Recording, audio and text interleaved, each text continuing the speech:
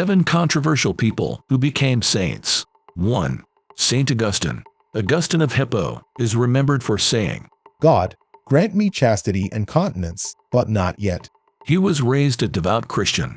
Then he chose a life of hedonism and entertainment. The playboy had 2 mistresses. One gave him an illegitimate son. Augustine abandoned him to marry an heiress. After a few decades of playing around, he became celibate. He spread the Christian message and earned sainthood. 2. Saint Dismas. Dismas was a member of a gang of thieves. When Jesus was a baby, they held up his family. Joseph and Mary were fleeing Egypt, but Dismas felt sorry for the young family. He bribed his companion to let them pass. Jesus predicted that Dismas would be with him in paradise. The thief was crucified next to him and canonized. 3. Saint Junipero Serra. Serra was a Spanish colonist in California. He built a network of Catholic missions. Serra's job was converting the natives. He forced Native Americans to work on farms. They were baptized and prevented from leaving. Those who ran away would be caught and beaten. Yet Pope Francis canonized Saint Junipero in 2015. 4. Saint Pelagia. Pelagia was an actress and a loose woman in the 5th century. Saint John Chrysostom said of her, "Nothing was more vile than she was when she was on the stage." Pelagia supposedly made men mad with lust.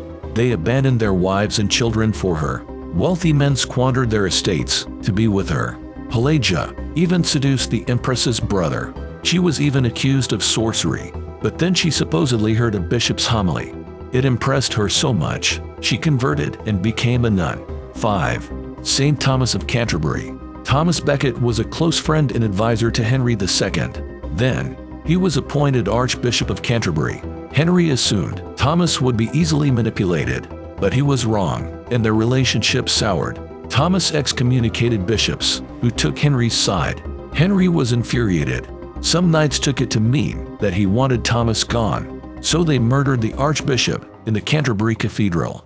People immediately declared him a martyr. His blood was declared to have curative properties.